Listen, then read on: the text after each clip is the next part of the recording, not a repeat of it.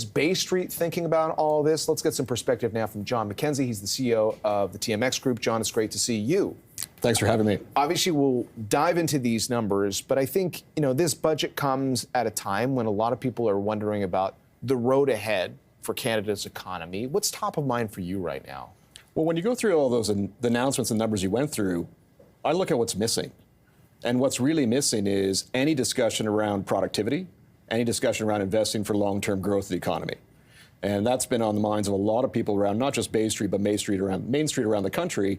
And that's absent in the discussion right now. And this was an opportunity to start to drive investment in productivity, and it doesn't appear to be there. Yeah. The Bank of Canada itself has talked about the productivity challenge that we face right now. So do you solve that through the right investments for the long term? Like, what would be the conversation if we were to have it on productivity on this budget day? Well, we're actually been having that conversation with members of the government already, and it's not necessarily new investments. There's actually things they can do on the policy side that make it easier to invest. We had a great session with MP Ryan Turnbull, came to our site, met with issuers around how do we revise the innovation tax credits in Canada. That's $3 to $4 billion the government spends every year. That could be better deployed to support innovation and growth if we make it simpler for companies to apply, include public companies into it, and make it not less cumbersome so the money's not going to, really to consultants and to advisors. So that's money that we already spend that could be reinvested better in the economy. So it doesn't have to be net new investment each time. We're talking the same thing about flow-through shares. Mining companies get this right now. It allows them to de-risk new investment. Why don't we look at doing that everywhere? If we want companies to put more capital invested in their organizations, invested in productivity, let's take the risk off where we can. Those are two policy areas we've been recommending for years. And what's the response? I'd say on the R&D tax credit side, the response has been quite productive. So they're hearing the message, and I believe in the consultation phase that the government's in now, they're working on what's the solution going to be. But I don't expect we're going to see it for this budget. And what about the issue of taxes? This is, taxes is a very broad dialogue. At the end of the day, the government, operates based on tax revenue. So you have to expect taxes to be part of the game plan. But the idea of more taxes directed at the wealthy, we'll have to watch for more details on that. Do you think it sends a message of sorts? I think it sends a very negative message. Let's be candid. I think this is a mistake for productivity. When you're talking about more taxes on that income group, you're talking about the income group that does the most investing into small and medium Canadian companies.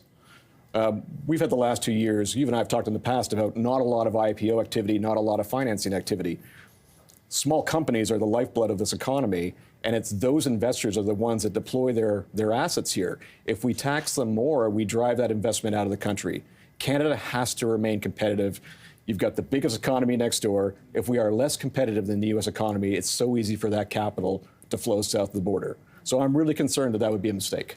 And how concerned are you that about that specific issue of us not seeing enough invested at home? I mean, one of the other big dialogue points we saw recently was, people floating this idea that our pensions should be investing in Canadian businesses because they are global and they're investing all over the world right now. But I think at the heart of that is this question of how do we get more investment into Canadian business? Yeah, and I like to say, how do we incent it?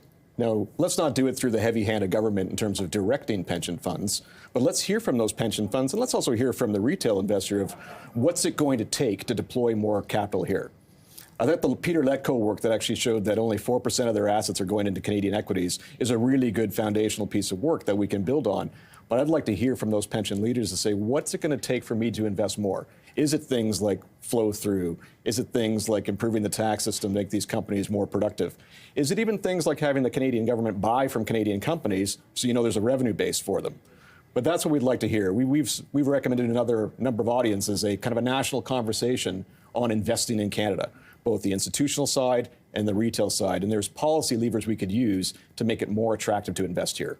Are you hopeful that government and business can find a better way to communicate? It has felt like, and we're highlighting on a day when we're going to be talking about the future of Canada's economy, that there's one message coming out of Ottawa and a different conversation coming out of Bay Street, and we don't always see the two sides meeting in the middle these days. Well, I'm always hopeful, especially in springtime. But I do think there's been a substantial lack of consultation. And we've been pretty consistent on that. And even the example, the tax that came in this year on the share buyback credit, all that consultation happened after announcement. And that's not a way to shape smart policy. If we were able to be consulted as the experts on the capital market beforehand, we had the ability to guide the government to a better solution than what they came up with.